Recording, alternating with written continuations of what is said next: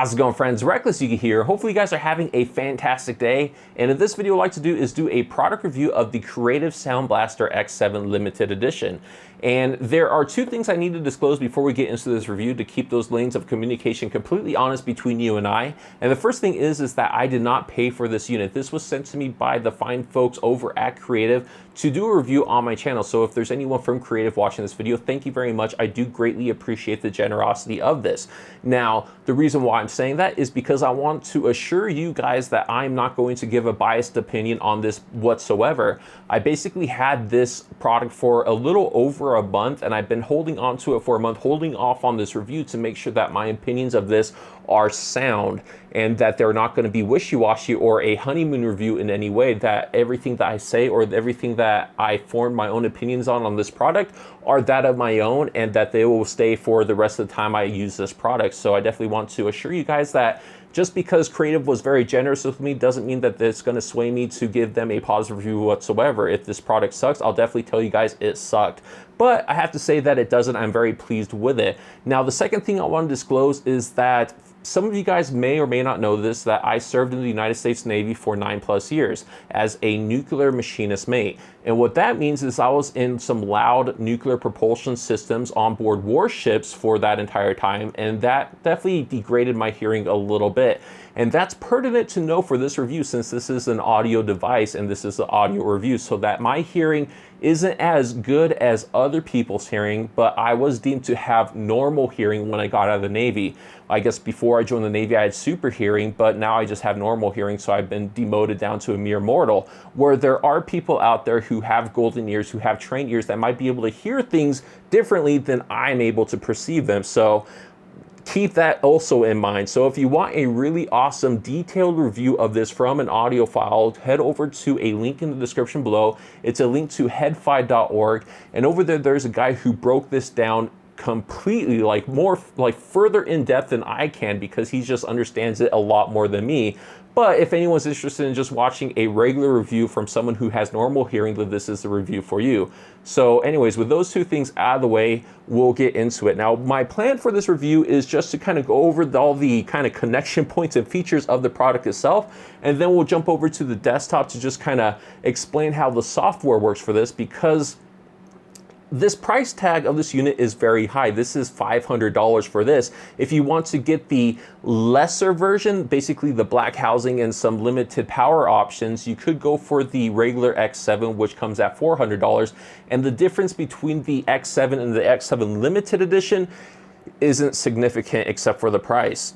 If you are just an average user, an average consumer, and all the specs that shows the difference between the limited edition and the regular edition don't really mean much to you, or you don't understand the differences, chances are you're not going to notice any sort of difference. So if I was to make the decision again, or if I was to make the decision as far as whether to purchase this or that, keeping in mind that I would not be concerned with the color, whether it be white or black, I'll probably pick the black one just to make sure that, I could use that $100 for somewhere else, like maybe nicer headphones or something like that.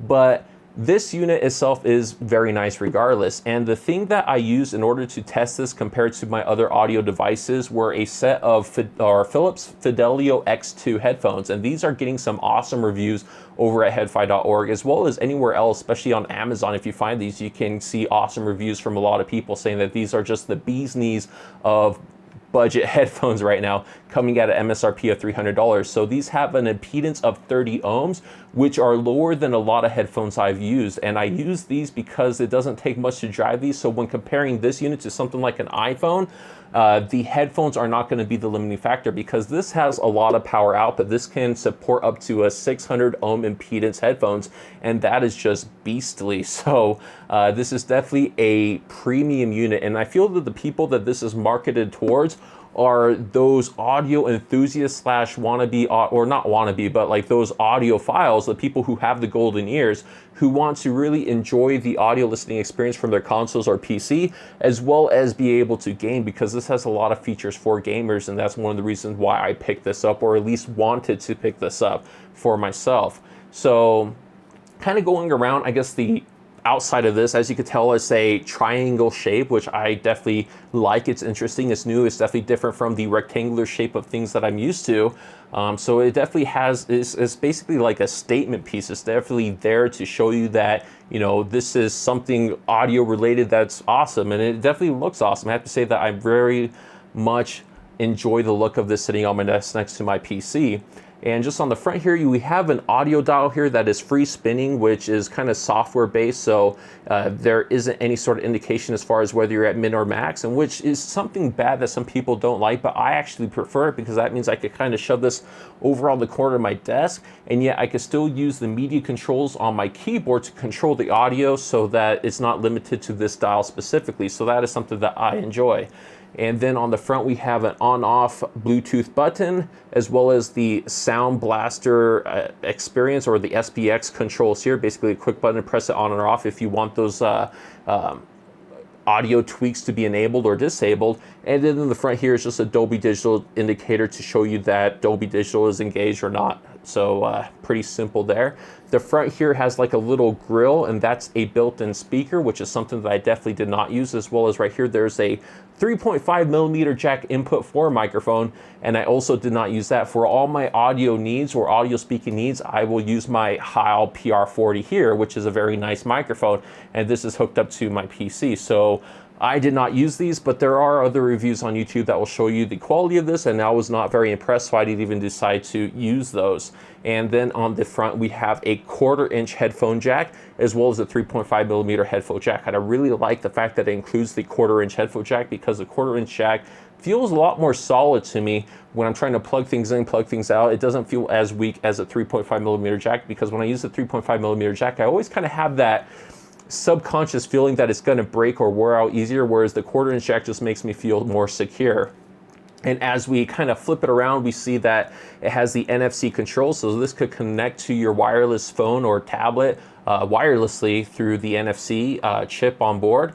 And so that's pretty good, so that you can kind of stream your music wirelessly to this device for it to decode the digital signal and convert it to an analog signal. So it'll be a superior listening experience compared to like an iPhone. As well as on the other side, there's this little USB connection here so that you could directly plug in your phone or tablet into this, so that this will act as a digital to analog converter. So that is something that is also really nice about this unit itself. And then on the back, we just have this behemoth collection of inputs and outputs. Mainly we have some very nice speaker connections for you guys who have premium speakers out there, as well as the impedance changes from 4 ohms to 8 ohms, which is something that I didn't really necessarily use because I don't have any nice speakers currently to test this product out. Mainly I just been using headphones. And then we have some line outs with some right, left, rear, and subwoofer, so a little bit of a surround experience with these RCA jacks, as well as these looks like to be 3.5 millimeter jacks as well. And then we have 2 line ins for a RCA left and right, and then we have an optical in, optical out, then USB connections. And the way that I use this for my, I guess, entertainment needs and solutions is I had the USB connection connected to my PC, and then for my consoles I connected them through the optical in, and that was the solution that I used. And I have to say I really enjoyed that solution because it allows me to have one unit to hook up to both my PC as well as my gaming consoles for all my multimedia entertainment needs. So that is just a phenomenal thing, and that was one of the reasons why I picked this up, because it just has an amazing amount of features. And then if we look at the bottom here, they have this port that basically you could take off to expose the 4 operational amplifiers. And for anyone out there who's really into audio, or who is an audio enthusiast down to the point where you want specific operational amplifiers to convert your digital to analog signal, then these are definitely the things that you could change out to kind of give you a different sound signature for when you're listening to your audio. So that is something that I think is pretty cool. It's definitely something that I've never seen before, especially for like a gaming PC oriented audio device, but that's pretty cool. This feature isn't even able, or this isn't supported with my Complete Audio 6 audio interface that I bought for specifically content creation on my YouTube channel. So neat touch there. Now, how does this sound? So I just went over all the features as far as everything around it, as far as the externals. And then what about the internals of this? So this is able to process audio at 24 bits up to 192 kilohertz, which is just outstanding. Like, that's just phenomenal. And if I compare that to my audio interface back here, that's only able to go up to 24 bits at 96 kilohertz. So it's definitely an improved in the frequency, but is that necessary? And I have to say, to me, not so much. I mean, really, 16-bit at 48 kilohertz is more than enough for anyone, but this is definitely for the audio enthusiasts, the audiophiles out there who want the absolute best performance that they could possibly get. And Creative definitely delivered that in this package. Now, when I got this unit, I spent a lot of time as far as thinking of how I'm going to review this, as well as like kind of hearing or trying to figure out how I'm going to test the audio quality of this box.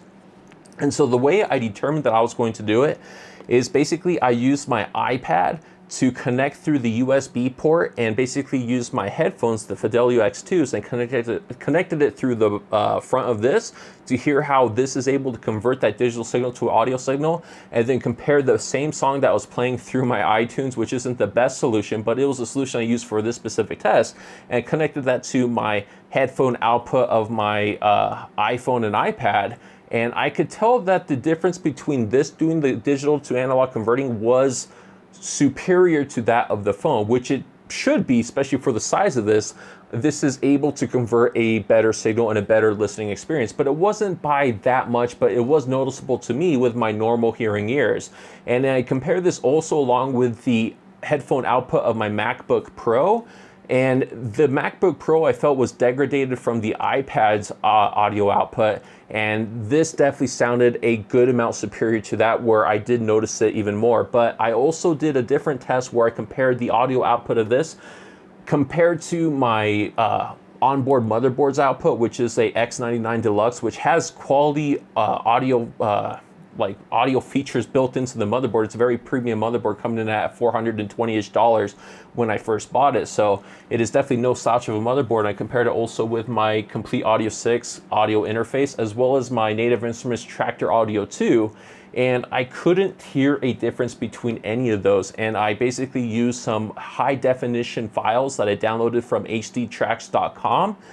And when I was testing all those files from like different bit rates to different kilohertz, like all the way up to 192 is what I tested, I couldn't hear the difference between the outputs of this compared to those. And when I was doing all these tests, I made sure that the Sound Blaster like sound effects, basically the audio tweaks, were disabled, so it was just a raw audio output, and I didn't hear any difference whatsoever. So is this inferior than those? No, this is just basically on par with those, and those are on par with this, because it gets to a certain point where a lot of people won't be able to hear the difference when it comes to audio quality. So I mean, like I said, that's one of the reasons why I put that disclaimer in the beginning of the video, is that I'm just a normal hearing guy, so I could not hear the difference. So I guess that's also just to kind of gauge yourself if you're maybe or maybe not going to hear the difference. That doesn't mean I'm completely tone deaf and that I can't hear the differences in quality, because when comparing my audio or my Philips Fidelio X2s compared to my other headphones, like my Audio-Technica ATH M50s and my Audio-Technica ATH AD900Xs, I can tell the difference in quality and the difference in like sound responsiveness as far as the headphones, where my Fidelio X2s are just an amazing set of headphones. They're open back, they have plenty of like clarity, the bass is good, the mids, the highs, like everything with this is good to me. Whereas if I compare it with the M50s, because of their closed back nature, it sounds like more muffled, where things are a lot closer. It doesn't have that nice open airy sound stage as the Fidelio X2s. But then when comparing the Fidelio X2s to the AD900Xs, those definitely had a little nicer sound stage, absolutely no bass whatsoever, and you know, they sounded nice, and those are what I mainly use for competitive gameplay because of the lack of bass in the open air stage with the 53mm drivers in the headphones.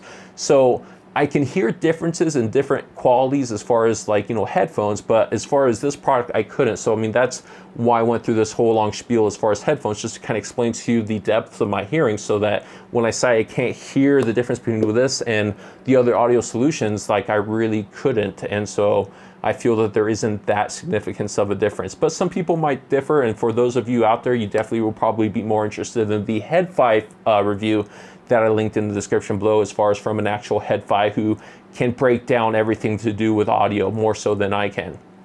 So anyways, I tested that out and everything sounded, you know, basically the same. But then when I started messing with the actual features of the Creative X7, the audio, like the ability to tweak the audio specs like to your specific needs is where this really comes into play, and where the price point of this really kind of justifies itself. So anyways, we'll be jumping over to the desktop now so I can kind of show you guys the program. And also keep in mind that the program, that this unit itself does not require you to connect it to a PC. If you only have if you only have consoles and a TV and you just want to connect this to those, you can actually control everything on this with your iPhone, iPad, or Android device. So that is also another cool thing that Sound Blaster has done to really take care of the consumers, because not everyone will have a PC, not everyone will have a Mac, or who would want to use it in order to set this unit up. So definitely kudos to you, Creative, for doing that. So anyways, let's jump over to the desktop and I'll show you the program right now. So this is the interface of the program used in order to control the X7 on your PC, which is similar to that of which you could find on the iOS or Android store for your appropriate devices. And as we can see, it has plenty of controls from this SBX Pro Studio, where you could tweak a lot of different things like the surround crystallizer bass, which the surround is kind of cool because you could tweak how much surround you actually want, which is just a phenomenal kind of thing, as well as this crystallizer, which kind of makes the audio sound better. This is to enhance music and movies, and I have to say that it does definitely make things sound livelier. And as well as the bass, if you want a little bit more bass or less bass, you can like control it here. Smart volume is something pretty cool, because there's plenty of movies that I watch on Netflix that will kind of lower or raise the sound, and what this will do is basically kind of even things out like a compressor. And so that is something that I like with this. And then a Dialogue Plus is something that I don't really use too much, but it's supposed to enhance voices in movies for clear dialogue. So those are the features as far as this SBX Pro Studio. And then we have crystallized voice, which is something that you could do in order to kind of boost the mic quality of your input, which is something I didn't really use because I don't necessarily need to use the onboard mic solution. So I didn't really use any of this, honestly.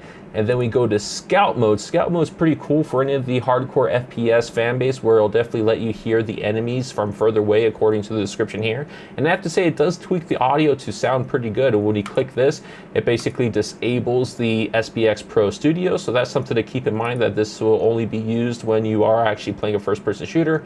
And then when you're just going back to just regular movie watching, then you probably want to go and turn this SBX Pro Studio on, so that you can have all of these features that you probably want. And then going down here to headphones, you could have direct mode, which is something that I definitely clicked in order to make sure that you hear the direct mode or the direct input from the source. So it gives a really nice clean audio. And then here you could change the headphone output for normal 32 to 300 ohm headphones all the way up to 600 ohms. And it's important that you know the impedance of your headphones, that you don't want to click the high gain for something that has low impedance, because you could damage your headphones. So something to be keeping in mind very much. And then here we have speaker control, where you have all these sorts of things for speakers, even like calibration and polarity, which are things that I did not mess with since I didn't have speakers in order to test this. I mainly just tested this unit with headphones. And then cinematic, which is basically the dynamic range control, which is something I didn't really mess with too much. I just kept things on normal and standard. And then we have the mixer here, which is something pretty cool. So this is able to basically control this as an audio interface, so that all of these things that come in and out, you can basically tweak, which is something very nice compared to a mix amp from Astro, where the little mix amp kind of knob doesn't really do a good job of mixing. It just basically makes one quieter or louder, but doesn't do a good job of mixing. Whereas this, you can have like everything come in at 100% or things come in at 50%. You could tweak it to your heart's desire as far as what you want when you want it.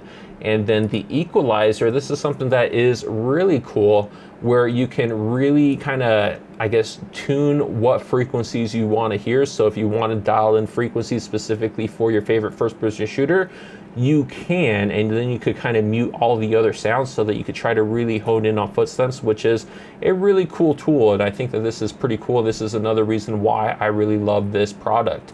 And down here we have the profiles, just the generic profiles that you could have as far as like action, adventure, default, driving simulator, first-person shooter, movie, music, and real-time strategy. Why there's a real-time strategy different from action adventure, I have no idea, but they are different.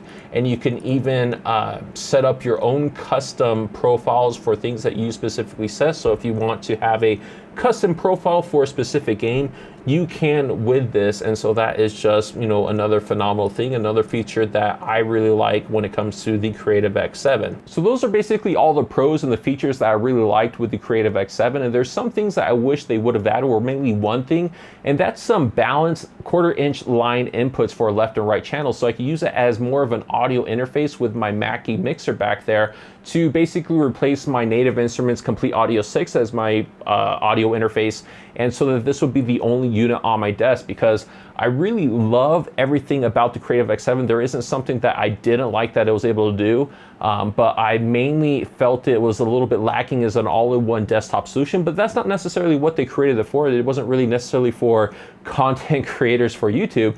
It was just there as anyone who's an audio enthusiast who really like to game as well, who like to kind of have every little control over their audio experience, and Creative definitely delivered that solution for anyone out there looking for a premium piece of tech like what the X7 is. So for anyone at Creative who's watching this, the only thing that I would like to see in the future is possibly some features to make it more of an applicable audio interface for a content creator like me. But overall, I have to say that it's just a fantastic job, and it's definitely a step up from coming up from the Astro Mix Amp here, which used to be my go-to solution. This is a 2013 model, and I had this for all of my gaming experience on the consoles, and then I used my Sennheiser's PC363Ds for my PC. But this solution, I think, is definitely a improvement as far as ease and quality and the controls that you have with the unit itself. So bravo to you, Creative. Thank you very much for, you know, once again sending me this unit, and thank you guys very much for watching this video. Hopefully you guys enjoyed this review. Let me know what you think in the comments below, and you know, if you're interested in this product, definitely check it out. I'll leave a link to Amazon in the description below as well. So anyways, thank you all very much for watching. Hope you all have a fantastic rest of your day, and I'll talk to you guys again in the next one. All right, bye bye.